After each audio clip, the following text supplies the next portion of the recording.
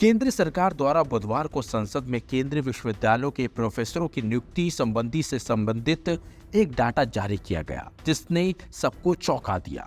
केंद्र सरकार द्वारा जारी आंकड़ों के मुताबिक देश के केंद्रीय विश्वविद्यालयों में अन्य पिछड़ा वर्ग ओबीसी के 80% और अनुसूचित जनजाति एसटी के 83 स्वीकृत पद अभी भी खाली हैं।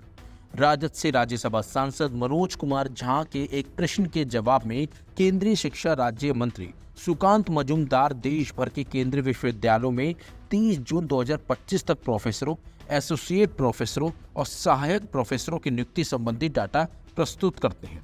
केंद्रीय शिक्षा राज्य मंत्री द्वारा दिए गए आंकड़ों के मुताबिक ओबीसी क्षेत्र में प्रोफेसरों के लिए स्वीकृत 423 पदों में से केवल 84 ही भरे जा सके हैं। वहीं एसटी श्रेणी में 144 में से सिर्फ 24 पद भरे गए हैं।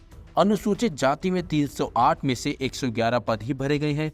मामले को लेकर विपक्ष ने केंद्र सरकार को जोरदार अंदाज में अब घेरा है।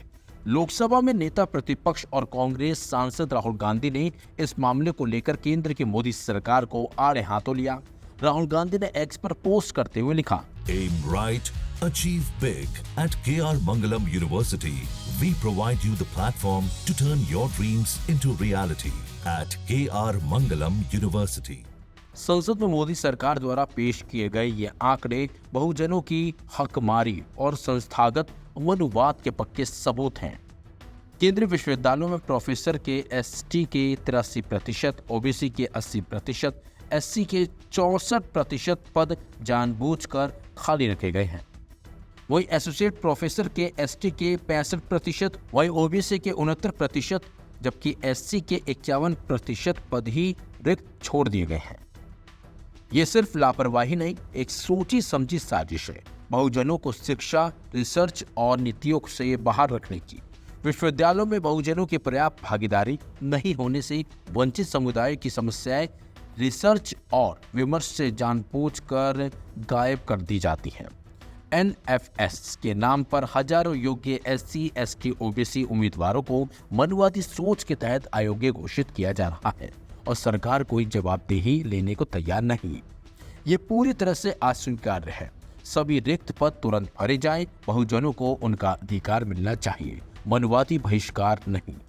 इससे पहले राजद की राष्ट्रीय प्रवक्ता प्रियंका भारती ने इस पर लिखा, अब सभी आंकड़े आप देखिए और सोचिए आखिर क्यों देश भर में जातिगत जनगणना होनी चाहिए और होने के साथ साथ प्राइवेट में भी आरक्षण लागू होना चाहिए।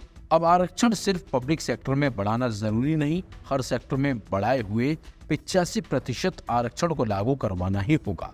आखिर कब तक हम शोषण झेलते रहें और कब तक हम 90% आबादी रोटी के एक टुकड़े पर रहें और बाकी 3 टुकड़ा चंद समुदाय में बंट जाए।